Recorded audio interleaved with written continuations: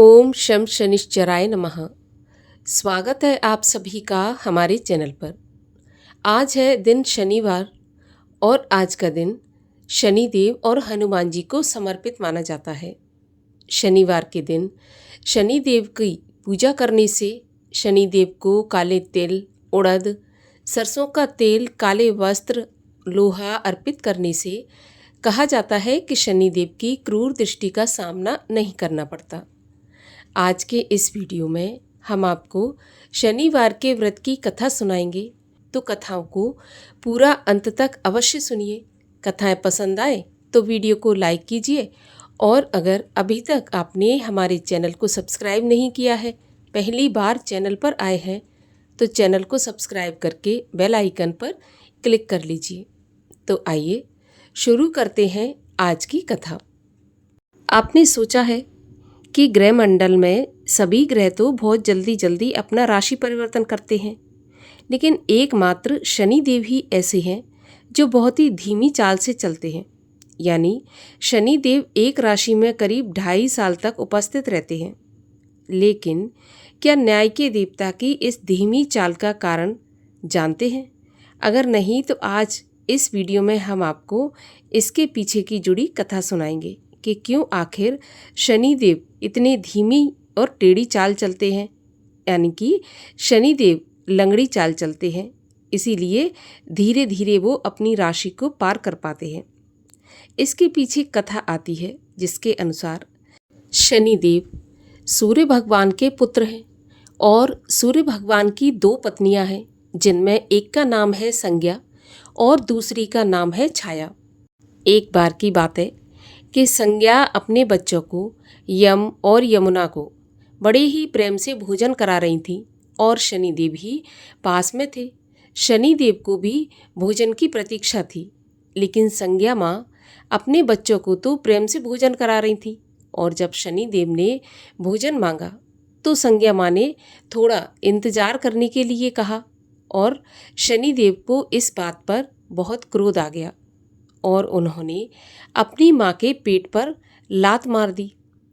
अब बस इसी कारण संज्ञा माता ने उन्हें श्राप दे दिया और श्राप स्वरूप शनिदेव का एक पैर टूट गया, जिसके कारण शनिदेव लंगड़े हो गए। ये बात जब सूर्यदेव को पता चली तो उन्होंने शनिदेव के पैर को तो जोड़ दिया और संज्ञा से भी श्राप वापस लेने को कहा। लेकिन संज्ञा माँ ने श्राप वापस तो नहीं लिया, लेकिन सूर्यदेव ने जो शनिदेव का पैर जोड़ दिया था, लेकिन पहले की तरह से शनिदेव का पैर पूरी तरह से स्वस्थ नहीं हुआ और शनिदेव तभी से लंगड़ाकर और धीमी गति से चलने लगे। इसीलिए जब भी शनिदेव किसी राशि पर आते हैं तो वे लंगड़ाकर और धीमी गति से चलते हैं, इसीलिए उन्हें उस राशि को पार करने में 2.5 साल या फिर 7.5 साल का समय लगता है। और इस लंबे अंतराल में शनिदेव कर्मों के अनुसार जातक को फल प्रदान करते हैं। जातक जैसे भी कर्म करता है, क्योंकि शनिदेव को कर्म फलदाता भी कहा गया है। शनिदेव कर्मों के अनुसार जातक को फल देते हैं, इसीलिए जब भी व्यक्ति के ऊपर शनि की दृष्टि आती है या शनि ग्रह आते हैं उसकी राशि पर, तब या तो व्यक्ति फर्श से अर्श तक पहुंच जाता है या फिर अर्श से फर्श पर आ जाता है, और ये कर्मों के अनुसार ही होता है। कर्म अगर अच्छे होते हैं तो शनि की दृष्टि पड़ते ही व्यक्ति इतनी ऊंचाइयों पर पहुंच जाता है कि उसका मान सम्मान, नाम, धन, प्रतिष्ठा सब में वृद्धि हो जाती है। और अगर कर्म अच्छे नहीं है तो मनुष्य कितनी भी ऊंचे पद पर हो, नीचे आ ही जाता है। इसीलिए शनिदेव को कर्म फलदाता या कहें कि न्याय का देवता कहा जाता है। और अब सुनिए शनिवार के दिन सुनी जाने वाली शनिदेव की कथा। एक समय की बात है, सूर्य, चंद्रमा, मंगल, बुध, बृहस्पति, शुक्र, शनि, राहु और केतु, इन ग्रहों में आपस में झगड़ा हो गया कि हम सब में से बड़ा कौन है। सब अपने आप को बड़ा कहते थे। जब आपस में कोई निश्चय नहीं हो सका तो सबके सब आपस में लड़ते झगड़ते इंद्र के पास पहुँचे और कहने लगे कि आप तो सभी देवताओं की राजा हो, इसीलिए आप हमारा न्याय करके हमें ये बताओ कि हम 9 ग्रहों में से बड़ा कौन है। अब तो राजा इंद्र इनका प्रश्न सुनकर घबरा गए और कहने लगे कि मुझ में इतनी सामर्थ्य नहीं जो किसी को छोटा या बड़ा बताऊं। मैं अपने मुख से कुछ नहीं कह सकता। हाँ, एक उपाय बता सकता हूँ। इस समय पृथ्वी पर राजा विक्रमादित्य दूसरों के दुखों का निवारण करने वाले हैं, इसीलिए तुम सब मिलकर उन्हीं के पास जाओ, वही तुम्हारी समस्या का समाधान करेंगे। ऐसा वचन सुनकर सभी ग्रह देवता चलकर भूलोक में राजा विक्रमादित्य की सभा में उपस्थित हुए और अपना प्रश्न राजा के सामने रखा। राजा उनकी बात सुनकर बड़ी चिंता में पड़ गए कि अब मैं अपने मुख से किसको बड़ा और किसको छोटा बताऊं। जिसको भी छोटा बताऊंगा वही क्रोध करेगा, परंतु उनका झगड़ा तो निपटाना ही था। तो इसके लिए राजा विक्रमादित्य ने एक उपाय सोचा। उन्होंने सोना, चांदी, कांसा, पीतल, शीशा, रांगा, जस्ता, अभ्रक और लोहा, इन 9 धातुओं के 9 आसन बनवाए। सभी आसनों को क्रम से, जैसे कि सोना सबसे पहले और लोहा सबसे आखिरी में बिछाया गया और सभी ग्रहों से ये कहा गया कि आप सब अपने अपने आसनों पर बैठ जाइए। जिसका आसन सबसे आगे होगा वह सबसे बड़ा और जिसका आसन सबसे पीछे होगा वह सबसे छोटा होगा। अब क्योंकि लोहा सबसे पीछे था और वह शनिदेव का आसन था, तो इसीलिए शनिदेव समझ गए कि राजा विक्रमादित्य ने मुझे सबसे छोटा बना दिया। इस पर शनिदेव को बड़ा क्रोध आया और कहने लगे, राजा तू मेरे पराक्रम को नहीं जानता। सूर्य 1 राशि पर 1 महीना, चंद्रमा 2.25 दिन, मंगल 1.5 महीना, बृहस्पति 13 महीने, बुध और शुक्र 1-1 महीने, लेकिन मैं 1 राशि पर 2.5 साल अथवा 7.5 साल तक रहता हूँ। बड़े बड़े देवताओं को भी मैंने भीषण दुख दिया है। राजन सुनो, जब राम जी को 7.5 आई तो उन्हें वनवास हो गया, और जब रावण पर आई तो राम और लक्ष्मण ने सेना लेकर लंका पर चढ़ाई कर दी और रावण के कुल का नाश कर दिया। अब राजा तुम सावधान रहना। ये सुनकर विक्रमादित्य कहने लगा कि ठीक है, जो कुछ भाग्य में होगा देखा जाएगा। उसके बाद अन्य ग्रह तो प्रसन्नता के साथ वहाँ से चले गए, लेकिन शनिदेव बड़े ही क्रोध के साथ वहाँ से निकले। जब कुछ काल व्यतीत हुआ और राजा पर 7.5 की दशा आई तो शनिदेव घोड़ों के सौदागर बनकर अनेक सुंदर घोड़े के सहित राजा की राजधानी में आए। जब राजा ने सौदागर के आने की खबर सुनी तो अपने अश्वपाल से कहा कि तुम जाओ और अच्छे अच्छे घोड़े देखकर खरीद के लेकर आओ।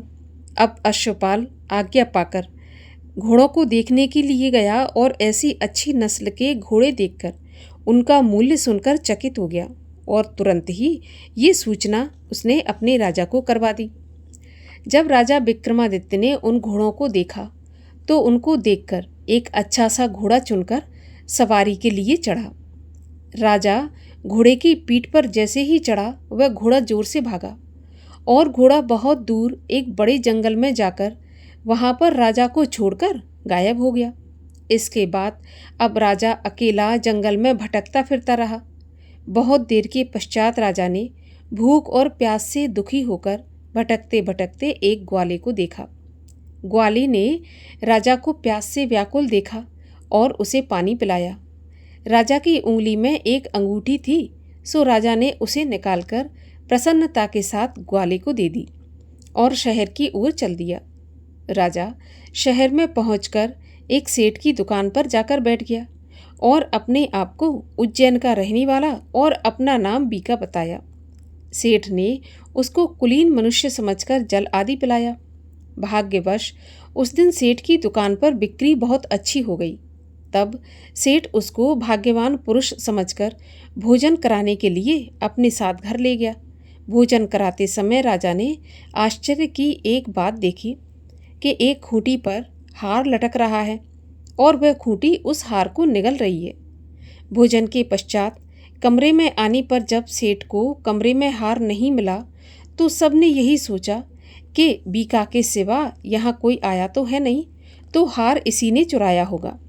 लेकिन जब बीका से इस बारे में पूछा गया तो उसने स्पष्ट मना कर दिया कि उसने कोई हार नहीं चुराया। लेकिन इसकी बात किसी ने नहीं मानी और शहर के सिपाहियों को सूचना कर दी और सिपाही आए और उसको पकड़कर ले गए और राजा के सामने उपस्थित कर दिया और बोले, महाराज, ये आदमी शक्ल से तो भला मालूम होता है, चोर नहीं लगता, लेकिन सेठ का ऐसा कहना है कि इसके सिवा कमरे में कोई और नहीं आया, तो इसी ने हार चोरी किया है। तब राजा ने आज्ञा दी कि इसके हाथ पैर कटवाकर इसको चौरंगिया किया जाए। राजा की आज्ञा का तुरंत पालन किया गया और बीका के हाथ पैर काट दिए गए। इस प्रकार कुछ काल व्यतीत होने पर एक तेली उसको अपने घर ले गया और उसको कोल्हू पर बिठा दिया। अब तो बीका उस कोल्हू पर बैठा हुआ अपने मुख से बैल को हाँकता रहता। धीरे धीरे करके समय व्यतीत हुआ और शनि की दशा भी समाप्त हो गई। एक रात को वर्षा ऋतु के समय वह मल्हार राग गाने लगा। उसका गाना सुनकर उस शहर की राजकन्या उस राग पर मोहित हो गई और दासी से बोली, दासी, देखकर आओ ये राग कौन गा रहा है। तब दासी सारे शहर में फिरती फिरती क्या देखती है कि तेली के घर में एक चौरंगिया ये राग गा रहा है। दासी ने महल में आकर राजकुमारी को सारा वृत्तांत सुना दिया। बस उसी क्षण राजकुमारी ने अपने मन में ये प्रण कर लिया कि अब चाहे कुछ भी हो जाए, विवाह तो इसी चौरंगिया से करूँगी। अब सुबह हुई और जब सुबह दासी ने राजकुमारी को जगाया तो राजकुमारी जगी नहीं और अनशन व्रत लेकर पड़ी रही। तब दासी ने रानी के पास जाकर राजकुमारी के ना उठने का सारा वृत्तांत कहा। तो रानी ने तुरंत ही वहां आकर राजकुमारी को जगाया और उसके दुख का कारण पूछा। तो राजकुमारी ने कहा, माँ, मैंने ये प्रण कर लिया है कि यहाँ तेली के घर में जो चौरंगिया है उसी के साथ विवाह करूँगी। तब माता बोली, पगली, ये कैसी बात कर रही हो? तेरा विवाह तो किसी देश के राजा के साथ किया जाएगा। लेकिन कन्या कहने लगी, माताजी, मैं अपना प्रण नहीं छोड़ूंगी। माता ने चिंतित होकर ये बात राजा को बताई। जब महाराज ने भी आकर समझाया कि मैं अभी देश देशांतर में अपने दूत भेजकर सुयोग, रूपवान और बड़े से बड़े गुणी राजकुमार के साथ तुम्हारा विवाह करूंगा, ऐसी बात तुमको नहीं सोचनी चाहिए। लेकिन कन्या नहीं मानी और बोली, पिताजी, अपने प्राण त्याग दूंगी लेकिन प्रण नहीं त्यागूंगी और किसी दूसरे से विवाह नहीं करूंगी। इतना सुनकर राजा ने क्रोध से कहा कि ठीक है, यदि तेरे भाग्य में यही लिखा है तो जैसी तेरी मर्जी। राजा ने उस तेली को बुलाया और कहा कि तेरे घर में जो चौरंगिया है उसके साथ मैं अपनी कन्या का विवाह करना चाहता हूँ। तो तेली हैरान रह गया और कहने लगा, महाराज, ये कैसे हो सकता है? कहाँ आप हमारे राजा और कहाँ मैं? परंतु राजा ने कहा कि भाग्य के लिखे को कोई टाल नहीं सकता, अपने घर जाकर विवाह की तैयारी करो। राजा ने उसी समय तोरण और बंधनवार लगवाकर अपनी राजकुमारी का विवाह चौरंगिया बना विक्रमादित्य के साथ कर दिया। रात्रि को जब विक्रमादित्य और राजकुमारी महल में सोए तो आधी रात के समय शनिदेव ने विक्रमादित्य को स्वप्न दिया और कहा कि राजा, मुझे छोटा बताकर तुमने कितना दुख उठाया। तब राजा ने शनिदेव से क्षमा मांगी और शनिदेव ने प्रसन्न होकर राजा को क्षमा भी कर दिया और उसके हाथ पैर वापस लौटा दिए। तब राजा ने कहा, हे शनिदेव, मेरी आपसे एक प्रार्थना है, कृपा करके आप स्वीकार करें। जैसा दुख आपने मुझे दिया ऐसा और किसी को मत देना। तब शनिदेव बोले कि तुम्हारी प्रार्थना स्वीकार है। जो मनुष्य मेरी कथा सुनेगा या कहेगा उसको मेरी दशा में कभी किसी प्रकार का दुख नहीं होगा, और जो नित्य ही मेरा ध्यान करेगा या चींटियों को आटा डालेगा उसके सभी मनोरथ पूर्ण होंगे। इतना कहकर शनिदेव अपने धाम को चले गए। राजकुमारी की आंख खुली और उसने राजा के हाथ पांव सही सलामत देखे तो उसके आश्चर्य का ठिकाना नहीं रहा। उसको देखकर राजा ने अपना सारा हाल कहा और बताया कि मैं उज्जैन का राजा विक्रमादित्य हूँ। ये बात सुनकर राजकुमारी अत्यंत प्रसन्न हुई। प्रातःकाल राजकुमारी से उसकी सखियों ने पूछा तो उसने अपने पति का सारा वृत्तांत कह सुनाया। तब सबने प्रसन्नता प्रकट की और कहा कि ईश्वर ने आपकी मनोकामना पूर्ण कर दी। जब उस सेठ ने ये बात सुनी कि वह तो राजा विक्रमादित्य है, तो वह दौड़कर राजा विक्रमादित्य के पास आया और राजा विक्रमादित्य के पैरों में गिरकर क्षमा मांगने लगा कि आप पर मैंने चोरी का झूठा आरोप लगाया, अतः आप मुझको जो चाहें दंड दें, मुझे सब स्वीकार है। राजा कहने लगे कि मुझ पर शनिदेव का कोप था, इसी कारण ये सब दुख मुझको प्राप्त हुआ। इसमें तुम्हारा कोई दोष नहीं है, तुम अपने घर जाकर अपना कार्य करो। सेठ बोला कि मुझे तभी शांति होगी जब आप मेरे घर चलकर प्रीतिपूर्वक भोजन करेंगे। राजा ने कहा कि ठीक है, जैसी आपकी इच्छा। सेठ ने अपने घर जाकर अनेक प्रकार के सुंदर भोजन बनवाए और राजा विक्रमादित्य को प्रीति भोज दिया। जिस समय विक्रमादित्य भोजन कर रहे थे, तब एक अत्यंत आश्चर्य की घटना सबको घटित दिखाई दी। जो खूंटी पहले हार निगल रही थी, अब वह हार उगल रही है। जब भोजन समाप्त हो गया तो सेठ ने हाथ जोड़कर बहुत सी मोहरें राजा को भेंट की और कहा कि मेरे श्री कंवर नाम की एक कन्या है, आप उसका पाणी ग्रहण करिए। इसके बाद सेठ ने अपनी कन्या का विवाह राजा विक्रमादित्य के साथ कर दिया और बहुत सा दान दहेज आदि दिया। इस प्रकार कुछ दिनों तक वहाँ निवास करने के पश्चात विक्रमादित्य ने शहर के राजा से कहा कि अब मेरी उज्जैन जाने की इच्छा है। फिर कुछ दिन के बाद विदा लेकर राजकुमारी मनभावनी, सेठ की कन्या श्रीकंवरी और दोनों जगह के दहेज में प्राप्त अनेक दास दासी, रथ और पालकियों सहित राजा विक्रमादित्य उज्जैन की तरफ चल पड़े। जब वे शहर के निकट पहुँचे और नगरवासियों को राजा के आने का समाचार प्राप्त हुआ, तो समस्त उज्जैन की प्रजा अगवानी के लिए आई। तब बड़ी प्रसन्नता से राजा अपने महल में पधारे। सारे शहर में बड़ा भारी महोत्सव मनाया गया और रात्रि को दीपमाला की गई। दूसरे दिन राजा ने शहर में ये सूचना कराई कि शनि देवता सभी ग्रहों में सबसे ऊपर हैं। मैंने इनको छोटा बताया, इसी से मुझको दुख प्राप्त हुआ।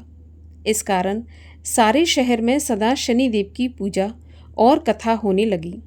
राजा और प्रजा अनेक प्रकार के सुख भोगती रही। जो कोई शनिदेव की इस कथा को पढ़ता है या सुनता है, शनिदेव की कृपा से उसके सभी दुख दूर हो जाते हैं और कभी भी साढ़े साती में या ढैया में या शनि की महादशा दशा में कष्टों का सामना मनुष्य को नहीं करना पड़ता। बोलिए शनि महाराज की जय हो। एक समय की बात है, किसी नगर में एक राजा राज्य करता था। उसने अपने राज्य में ये घोषणा करवा दी कि दूर दूर से सौदागर आए, बाजार में अपना माल बेचें और जिस सौदागर का माल नहीं बिकेगा उसे राजा निराश नहीं होने देगा, उसका माल वह स्वयं खरीद लेगा। सौदागर सभी ये बात सुनकर प्रसन्न हुए। जब किसी सौदागर का माल नहीं बिकता तो राजा के सिपाही जाते, उसे उचित मूल्य देते और उसका सारा सामान खरीद लेते। जिससे सौदागर का सामान बिक जाता था, उसको धन की प्राप्ति हो जाती थी। एक दिन की बात है, एक लोहार लोहे की शनिदेव की मूर्ति बनाकर लाया। शनि की मूर्ति का जब कोई भी खरीदार नहीं हुआ और संध्या हो गई, बाजार बंद होने को हुआ, तभी राज्य के कर्मचारी आए और मूर्ति देखकर राजा के पास उसे खरीद कर ले गए। राजा ने उस मूर्ति को देखा तो बड़े ही आदर से उसे अपने घर पर रख लिया। अब तो शनिदेव के घर आ जाने से राजा के घर में रहने वाले अनेक देवी देवता बड़े ही रुष्ट हुए और एक दिन रात के अंधेरे में राजा ने देखा कि एक तेजस्वी स्त्री घर से बाहर जा रही है। राजा ने उस स्त्री से पूछा कि तुम कौन हो और कहाँ जा रही हो? तब वह बोली कि राजन, मैं लक्ष्मी हूँ। तुम्हारे महलों में अब शनि का वास हो गया है, अतः मैं यहाँ पर नहीं रह सकती। राजा ने लक्ष्मी को जाने दिया, रोकने का कोई भी प्रयास नहीं किया। तभी कुछ समय के बाद एक देव पुरुष घर से बाहर जाने लगा तो राजा ने उससे पूछा कि तुम कौन हो और कहाँ जा रहे हो? तब वह बोला कि मैं वैभव हूँ। राजन, जहाँ पर लक्ष्मी रहती है वैभव भी सदा लक्ष्मी के साथ रहता है। अब जब यहाँ पर लक्ष्मी नहीं है तो मेरा भी यहाँ पर कोई काम नहीं है। और ऐसा कहकर वैभव भी घर से बाहर चला गया। राजा ने उसे भी जाने दिया, रोकने की बिल्कुल भी कोशिश नहीं की। इसी प्रकार धीरे धीरे एक ही रात में धर्म, धैर्य, क्षमा आदि सभी अन्य गुण एक एक करके राजा के महल से बाहर चले गए। राजा ने किसी को भी रोकने का आग्रह नहीं किया। अंत में जब सत्य जाने लगा तो राजा ने पूछा कि आप कौन हैं और कहाँ जा रहे हैं? तब वह कहने लगा कि जहाँ पर लक्ष्मी, वैभव, धर्म, धैर्य, क्षमा आदि का वास नहीं है वहाँ पर मैं एक क्षण भी नहीं रुकना चाहता। राजन, मैं सत्य हूँ। जहाँ पर ये सभी गुण रहते हैं सत्य भी वहीं पर रहता है। तो राजा सत्यदेव के पैरों में गिरकर कहने लगे, महाराज, मैं आपको नहीं जाने दूंगा। अभी तक जितने भी गए मैंने किसी को नहीं रोका, लेकिन आप यहाँ से नहीं जा सकते। आपके बल पर ही तो मैंने लक्ष्मी, वैभव, धर्म आदि सभी का तिरस्कार कर दिया। लेकिन मैं आपको नहीं छोड़ सकता। ना मैंने आपके रास्ते को कभी छोड़ा है और ना छोड़ूंगा। राजा का इतना आग्रह देखकर सत्य देवता वहीं पर रुक गए। महल के बाहर लक्ष्मी सहित सभी गुण सत्य की प्रतीक्षा कर रहे थे। जब उन्होंने देखा कि बहुत समय हो गया और सत्य बाहर नहीं आया, तब धर्म बोला कि मैं सत्य के बिना नहीं रह सकता। जहाँ सत्य रहता है वहाँ पर मुझे रहना ही पड़ेगा। मैं वापस जा रहा हूँ। और धर्म महल के अंदर चला गया। अब तो धर्म के पीछे पीछे दया, धैर्य, क्षमा, वैभव सभी लौट गए, क्योंकि सत्य जहाँ पर रहता है वहाँ पर इनको रहना ही पड़ता है। जब सभी अंदर चले गए तो थक हार कर लक्ष्मी भी अंदर लौट गईं और राजा से कहने लगी कि राजा, तुम्हारे सत्य प्रेम के कारण हम सबको वापस लौटना पड़ा, क्योंकि जहाँ पर सत्य रहता है वहीं पर लक्ष्मी, वैभव, धर्म आदि सभी रहते हैं। राजन, हमने तुम जैसा राजा अभी तक कहीं नहीं देखा। तुम्हारे जैसा सत्य प्रिय, धर्मनिष्ठ राजा ना तो स्वयं कभी दुखी रह सकता है और न ही अपनी प्रजा को दुखी रहने दे सकता है। राजन, सत्य प्रेम के कारण ही आज लक्ष्मी और शनि एक साथ एक ही स्थान पर तुम्हारे महल में रहेंगे और सुख समृद्धि प्रदान करेंगे। इस प्रकार से उस राजा ने सत्य के बल पर शनि और लक्ष्मी को एक ही जगह पर स्थापित किया। तो जो कोई भी सत्य की राह पकड़कर चलता है, सारे सुख अपने आप ही उसके पीछे आ जाते हैं। इसीलिए सत्य के मार्ग को कभी नहीं छोड़ना चाहिए, सर्वदा सत्य का पालन करना चाहिए।